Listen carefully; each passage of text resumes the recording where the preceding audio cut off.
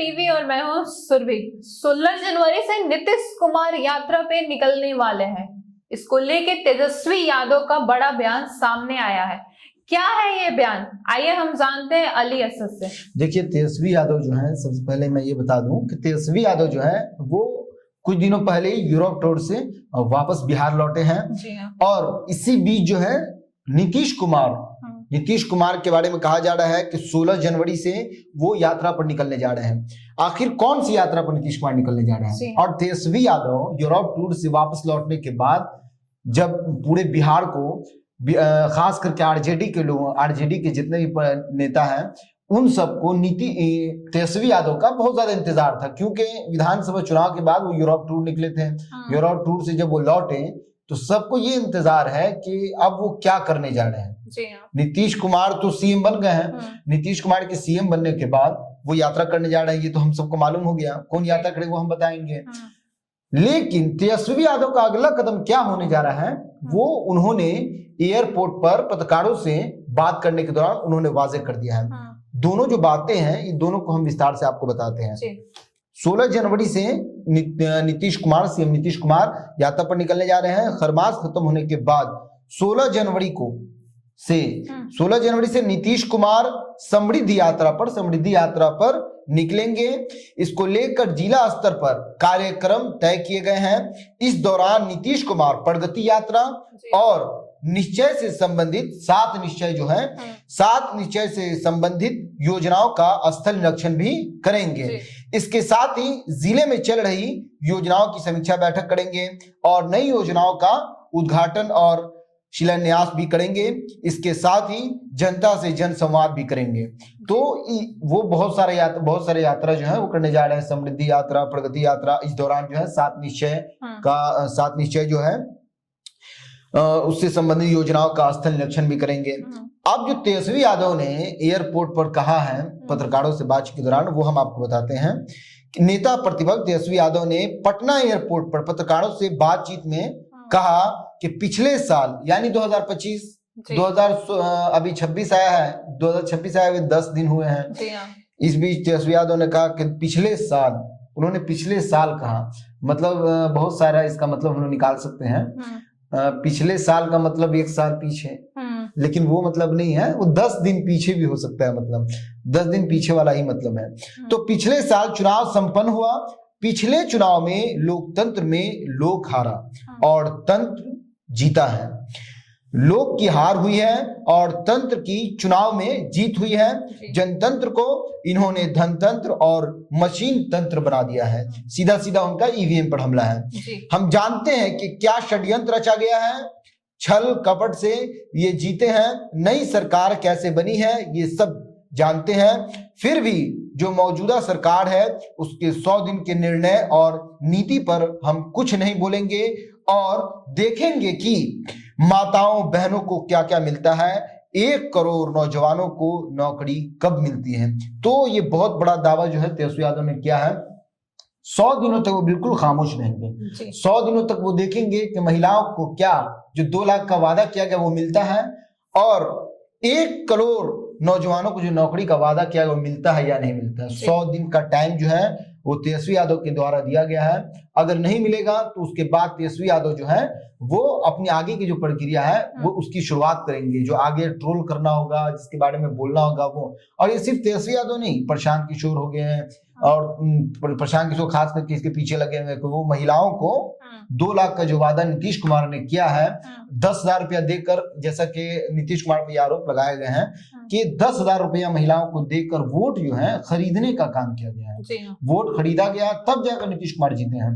तो इसी चीज को लेकर प्रशांत किशोर ने भी मुद्दा बनाया है और उन्होंने कहा है कि हम जो है हर एक महिला को जिनसे वादा किया गया है 10,000 रुपया देकर कि 2 लाख रुपया भी देंगे, उसके पीछे लगे रहेंगे और जब तक महिलाओं को 2-2 लाख रुपया नहीं मिल जाता है तब तक बैठेंगे नहीं। तो ऐसा प्रशांत किशोर ने कहा है। अब तेजस्वी यादव भी वही बोली बोल रहे हैं। उनका भी यही कहना है, हम 100 दिन का इंतजार कर रहे हैं, क्योंकि अभी तो सीएम बने नीतीश कुमार, सीएम बने हुए 3-4 महीना हुआ है। 3-4 महीने में क्या कुछ होगा, इसके लिए उन्होंने टाइम दिया है कि 100 दिन जो है हम वेट करेंगे। 100 दिन के बाद हम अपनी चुप्पी तोड़ेंगे और चुप्पी तोड़ने के बाद हम पता करेंगे कि आखिर उन महिलाओं को जिनको 10,000 रुपये देकर वोट खरीदने का काम किया गया है, उनको 2-2 लाख रुपया मिला या नहीं मिला, और 1 करोड़ नौजवानों को नौकरी मिली या नहीं मिली है। हालांकि नीतीश कुमार की जो सरकार है, जब से ये सरकार में नीतीश कुमार आए हैं, सीएम बने हैं,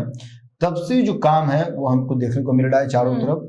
अभी पटना का मरीन ड्राइव ही देख लीजिए, मरीन ड्राइव पर एक स्ट्रक्चर बनाया गया दुकानों का, 500 दुकान की बात हुई थी।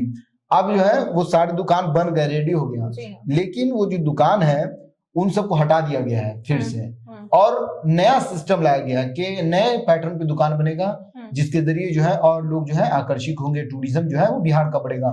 तो काम जो है वो काफी तेजी से चल रहा है, लेकिन 100 दिनों का जो टाइम दिया गया है, ये बहुत दिलचस्प रहेगा देखना कि क्या उन 100 दिनों में नीतीश कुमार अपने उन सारे वादों को पूरा कर पाते हैं जो उन्होंने विधानसभा चुनाव से पहले जनता से किया था, और जिनके बलबूते पर जनता ने उन्हें वोट दिया।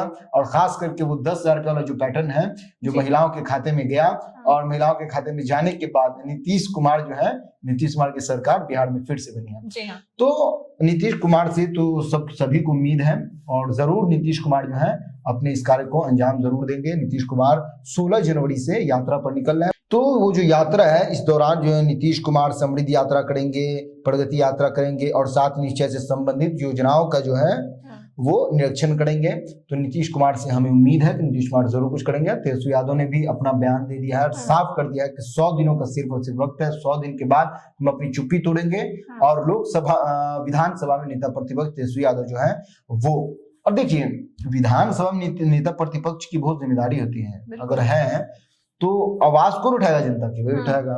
तो प्रतिपक्ष नेता होना ये बहुत लाजिम है, तभी जाकर बिहार में, जैसा कि वादा किया एनडीए की सरकार ने कि जैसे ही हम आएंगे बिहार में तो बिहार का विकास होगा, नौजवान के 1 करोड़ नौजवानों को नौकरी मिलेगी, रोजगार के स्रोत ढूंढेंगे, महिलाओं का विकास होगा, बच्चों का विकास होगा, एजुकेशन सिस्टम, हेल्थ सिस्टम, इन सारे विभाग को जो है वो दुरुस्त किया जाएगा, और बिहार जो है गरीबी से जूझ रहा है, इन सब से निकाला जाएगा। सबसे बड़ा जो मुद्दा था वो रोजगार का था।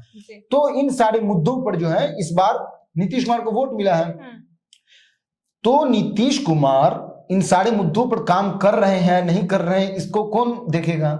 नेता प्रतिपक्ष। नेता प्रतिपक्ष जवाब उठाए, सवाल करेगा कि आपने जो वादे किए हैं वो वादे आपने पूरा क्यों नहीं किए हैं। तो तेजस्वी यादव का होना भी बहुत जरूरी है, तेजस्वी यादव या कोई भी हो सामने वाला, प्रतिपक्ष का होना बहुत जरूरी है, ताकि काम हुआ नहीं हुआ उसका निरीक्षण करेगा, क्रॉस क्वेश्चन करेगा, तब जाके और काम करेगा, डेवलपमेंट जरूर होगा।